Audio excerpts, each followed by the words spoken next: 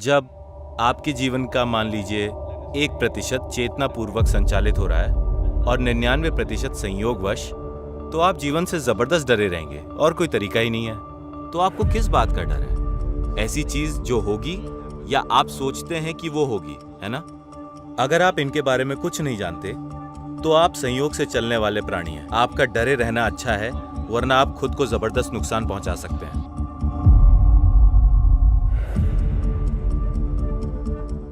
नमस्कारम Sadhguru.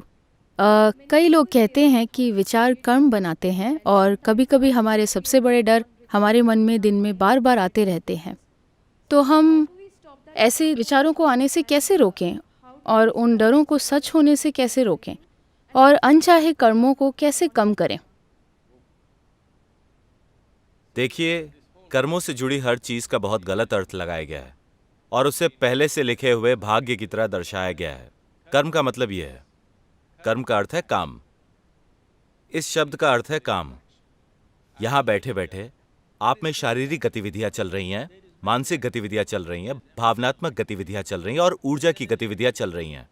These four dimensions of karma are happening within you every moment of your life. आपके जीवन के हर पल में कर्म के ये 4 आयाम आपके भीतर हो रहे हैं, जागते हुए और सोते हुए भी ये हो रहे हैं। अब अगर मैं आपसे एक सवाल पूछूं कि आज सुबह जब आप जागे तब से अब तक कर्म के इन 4 आयामों में से कितना आपने पूरी चेतना में संचालित किया, आपके हिसाब से कितना होगा?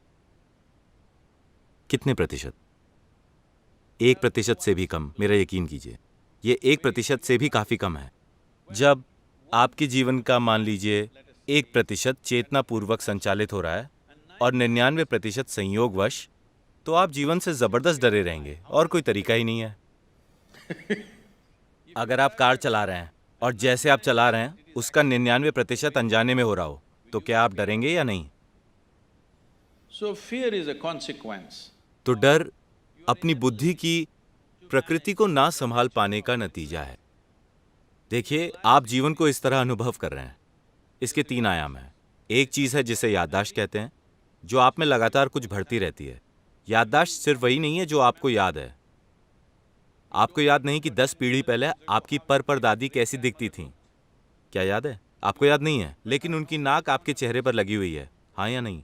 आपके पास वंश से जुड़ी याददाश्त है, आपके पास क्रमिक विकास की याददाश्त है, आपके पास कर्मों की याददाश्त है। याददाश्त के व्यक्त और अव्यक्त स्तर हैं। This entire thing is memory, head to toe. ये पूरी चीज याददाश्त है, सिर से पैर तक। शरीर की हर कोशिका में याददाश्त है ना? हम एक कोशिका को लेकर आपको पूरा का पूरा बना सकते हैं और यही आपके माँ बाप ने भी किया था। बस एक कोशिका, और देखिए आप ऐसे बन गए। तो इसमें जबरदस्त मात्रा में याददाश्त है। ये याददाश्त कुछ चीजों को चलाती है, लेकिन वर्तमान का अनुभव भी एक चीज है। याददाश्त अतीत की है, लेकिन अनुभव वर्तमान में होता है। आपकी अनुभव करने की क्षमता। अगर आप कोई चीज अनुभव करना चाहते हैं तो आपको सचेतन और जागरूक होना होगा। सिर्फ तभी आप अनुभव कर पाएंगे। भविष्य कल्पना है। तो याददाश्त, अनुभव और कल्पना, इन 3 आयामों के बीच आप जीते हैं। याददाश्त को आप बदल नहीं सकते क्योंकि वो पहले से मौजूद है। वर्तमान आपको बदलने की जरूरत नहीं है क्योंकि वो भी अभी यहीं मौजूद है। तो आप सिर्फ कल्पना को ही बदल सकते हैं। तो आपको किस बात का डर है? ऐसी चीज जो होगी या आप सोचते हैं कि वो होगी, है ना? डर हमेशा ऐसी चीज के बारे में होता है जिसका अभी अस्तित्व नहीं है। यह हमेशा इस बारे में होता है कि क्या होगा। तो आप उस चीज से दुखी हैं जो है ही नहीं। अगर आप उससे दुखी हैं जिसका वजूद ही नहीं है, तो उसके लिए मनोरोग के शब्द मौजूद हैं। हेलो, आपको बस एक ही बात का आराम है कि सभी उसी हालत में है। पागल खाने में आमतौर पर ऐसा ही होता है। हर कोई उसी हालत में होता है, लेकिन अभी लोग इस हालत में हैं। जो 10 साल पहले हुआ उससे वो अभी भी दुखी हो सकते हैं। जो परसों हो सकता है उससे वो आज ही दुखी हैं। वो उन चीजों को लेकर दुखी हैं जो मौजूद ही नहीं है, सिर्फ इसलिए क्योंकि आपकी शिक्षा पद्धति में आप हर चीज के बारे में पढ़ते हैं सिवाय इसके कि इसे कैसे संभाला जाए। अगर आप इसे नहीं संभालना जानते तो इससे कोई फर्क नहीं पड़ता कि आपने कितनी फालतू जानकारी जमा कर ली है, वो आपको जीवन में ज्यादा काम नहीं आएगी। आपको जानना होगा कि इसे कैसे रखें, इस शरीर को कैसे संचालित करें, इस दिमाग को कैसे चलाएं, इन भावनाओं और इस ऊर्जा को कैसे संचालित करें।